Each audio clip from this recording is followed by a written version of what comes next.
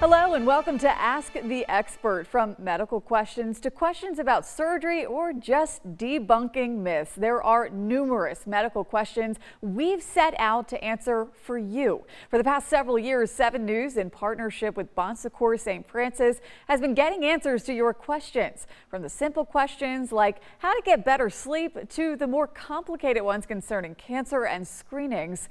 This is 7 News' Ask the Expert. Let's take a look. Most Americans are impacted by cancer in one way or another. Bon Secours Oncology Medical Director Dr. Stephen Dyer specializes in medical cancer treatments and says nearly 50% of Americans are diagnosed with some form of cancer in their lifetime. And if you haven't had it personally, you will most likely know someone who does. But the good news: many of those are treatable, curable cancers. Despite the high impact rate cancer has on Americans, medical professionals say treatments have made significant advancements in recent years. There are tons and tons of exciting developments out there, and I wish I could detail them all, but quite frankly, because cancer is not one disease, it's actually dozens and dozens of individual diseases.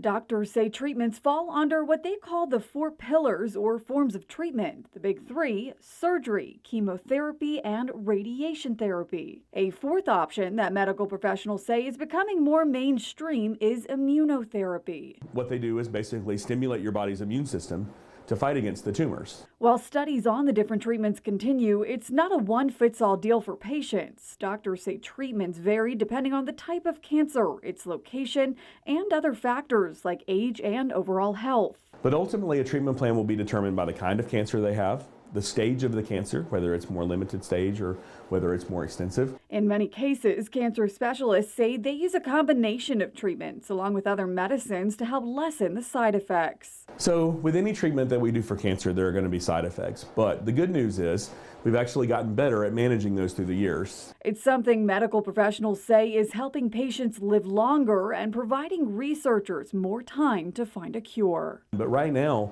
what I tell patients who have treatable but incurable cancers is that we need to turn this into a chronic disease that we will manage, not necessarily one that we have to completely get rid of for them to live a good life.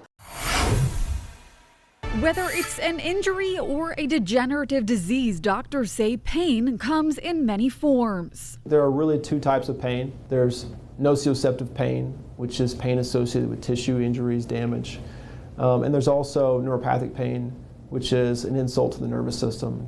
Bon Secours Director of Chronic Pain Management, Dr. Daniel Atkinson, says he's been treating patients for acute and chronic pain for a number of years. So acute pain is a newer pain, a fresher pain, let's call it too. Chronic pain, once you hit a certain threshold of that time and it doesn't significantly change or improve, then it becomes that chronic pain. And typically that timeline is about 6 months, although each condition is a little different. Different conditions and different tolerances. Doctors say not everyone handles it the same. Everyone has their own toleration of pain. Sometimes it's actually not an inability to tolerate pain. Sometimes it's more of the severity of the disease. And so we have to weed between those 2 things. Dr. Atkinson says determining those pain levels can be challenging at times. It's a conversation over time that takes place. We do a full diagnostic approach to each of these patients when we see them.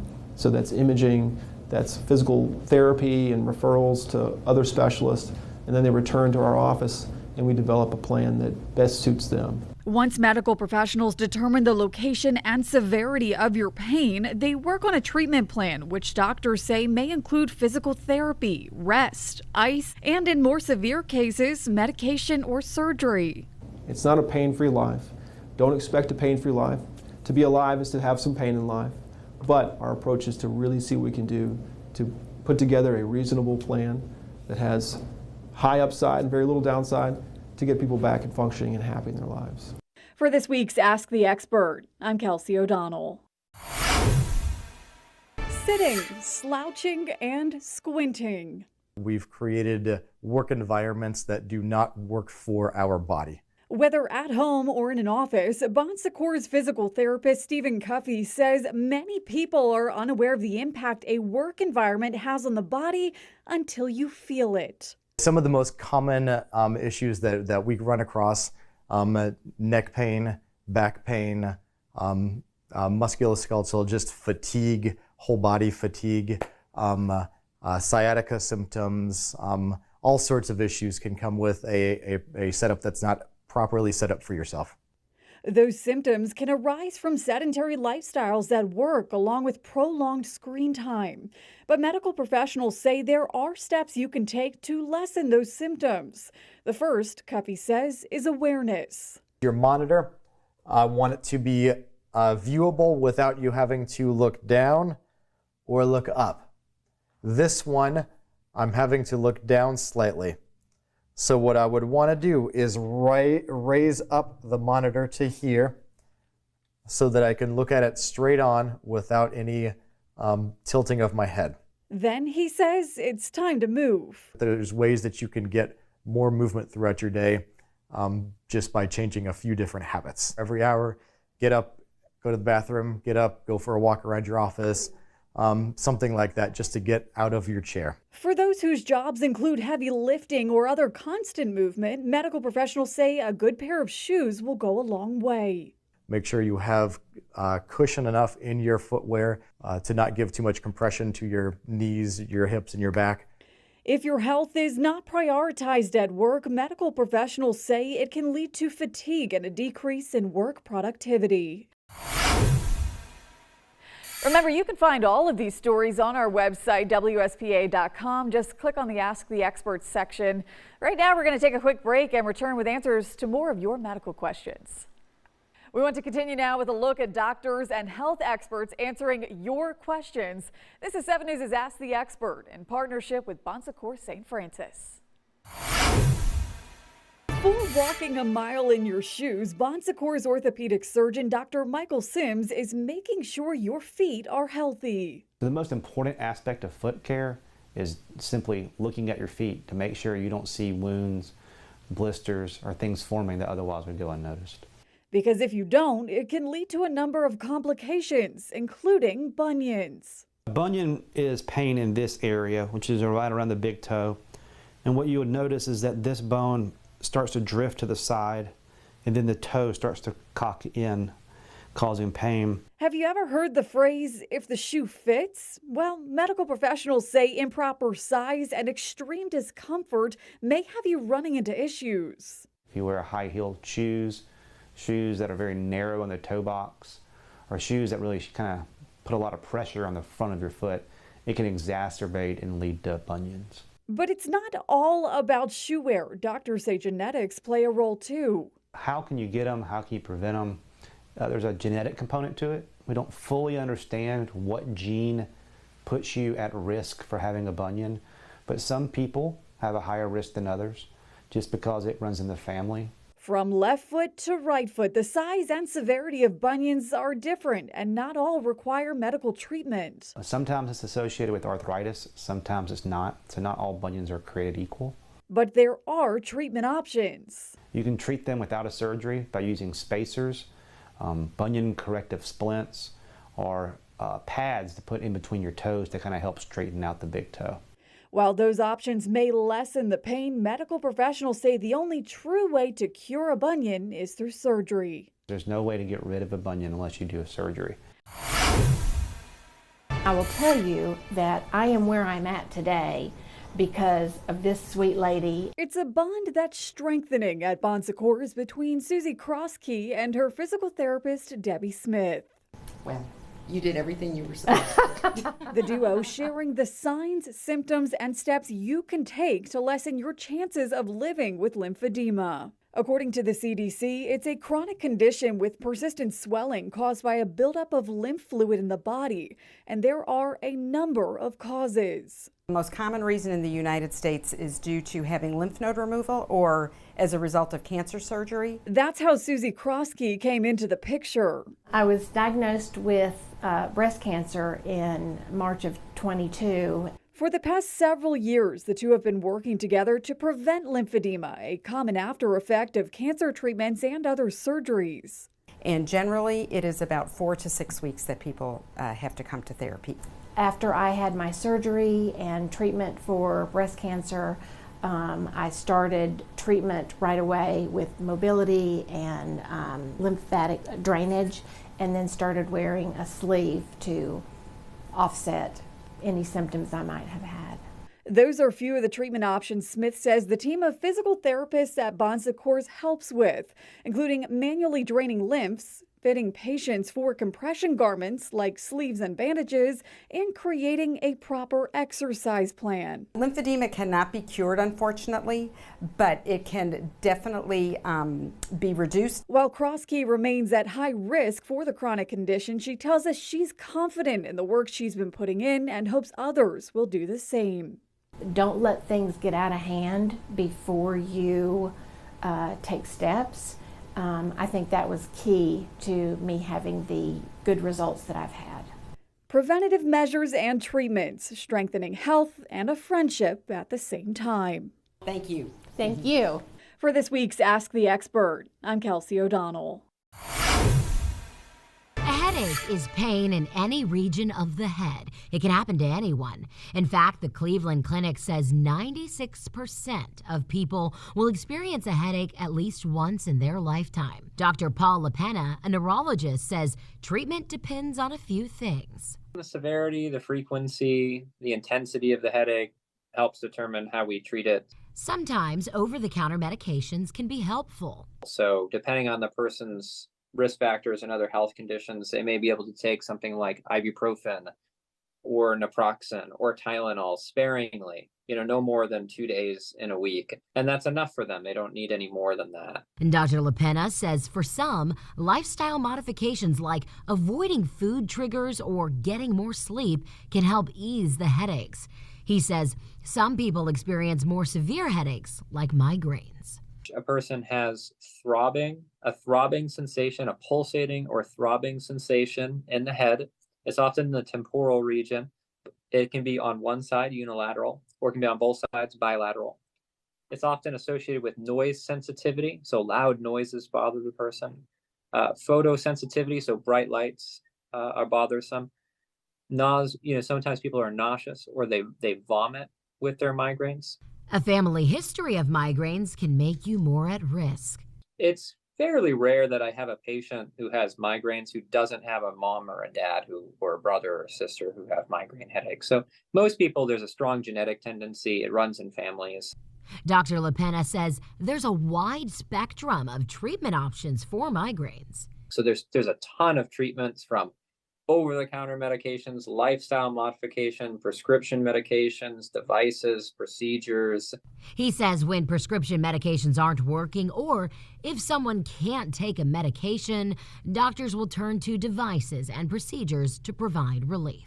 There's other things such as devices that can be put on the forehead, like the Cephally device, which sends an impulse into the brain, which helps with migraines. There are other procedures in which we put catheters up the nose and we put some medicine in the back of the nose. It's fairly uncomfortable.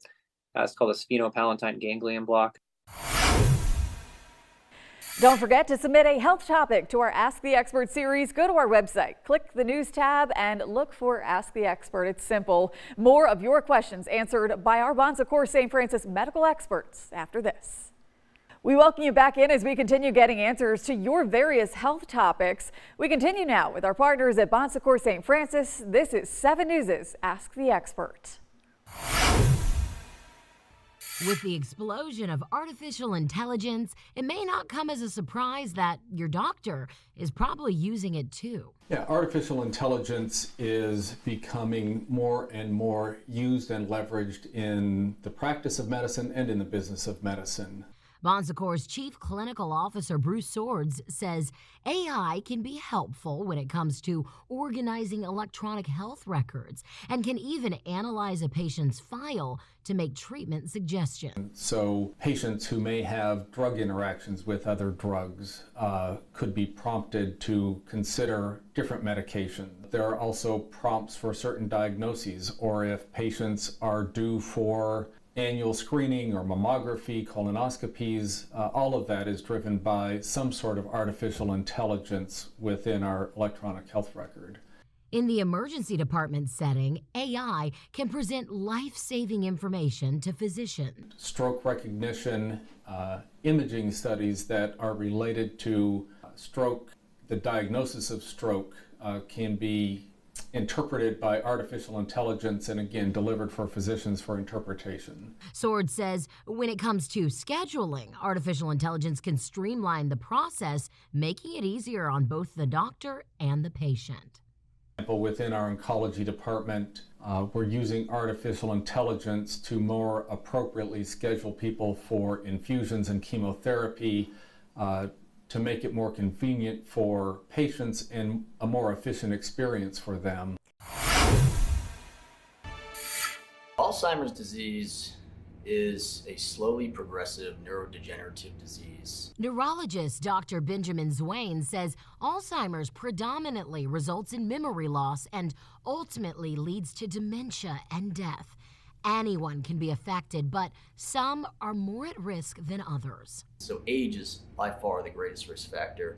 It increases in prevalence exponentially with age, with every increasing decade of life. A family history of the disease and genetics also plays a factor in your risk for Alzheimer's. The ApoE4 is the bad gene that puts people at risk of developing Alzheimer's dementia. Almost a quarter of the population has at least one copy, either from the mother or the father, of the ApoE4 gene that puts them at risk. Historically, treatment of Alzheimer's has consisted of medications to improve memory deficits, but didn't address the root of the disease, believed to be a buildup of proteins in the brain.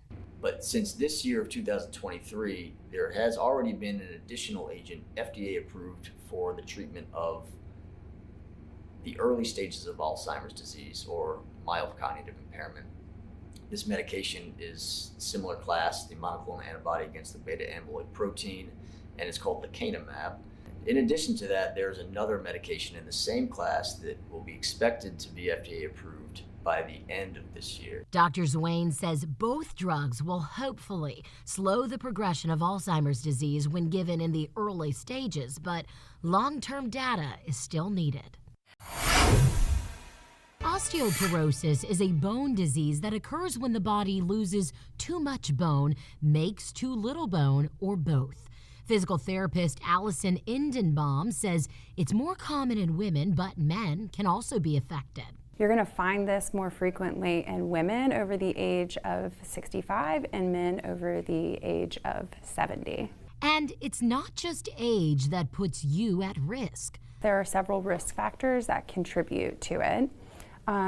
Things like if you have a family history of osteoporosis, if you've had a fracture as an adult, if you've had changes in hormone levels, especially estrogen or testosterone. So that's why you typically hear about osteoporosis or osteopenia with postmenopausal women. There are other factors that contribute as well, like people who have low body weight, who have low muscle mass, people who are sedentary, if you have excess alcohol consumption or even smoking, can all increase your risk. Osteoporosis can make people more susceptible to fractures. Left untreated, someone may require assistance walking or even experience chronic pain. But Indenbaum says it's possible to prevent osteoporosis. There's actually a lot of exciting research coming out about how exercise can actually change our bone quality. Indenbaum says there are exercises you can do at home, like this one. You can get at a countertop, hold on for balance if you need it, and then you're going to march in place with making sure that you are stomping down on the ground. You want to hear your feet. Also, try these heel lifts. Same idea, you can hold on at your kitchen countertop, and then you're gonna lift up onto your tippy toes as high as you can and drop down. Wall push-ups can also help strengthen your bones. So how you would do a wall push-up is you're gonna get your hands at about shoulder height. You're gonna back away from the wall so that you have about 1 arm's length. And then you're going to try and get your nose to touch the wall and then push away, like so. That's a look at this week's Ask the Expert show here on WSPA Plus. Be sure to join us every Thursday on 7 News as we seek answers to your top health questions, and each week right here on WSPA Plus. For now, thanks for making an appointment with us.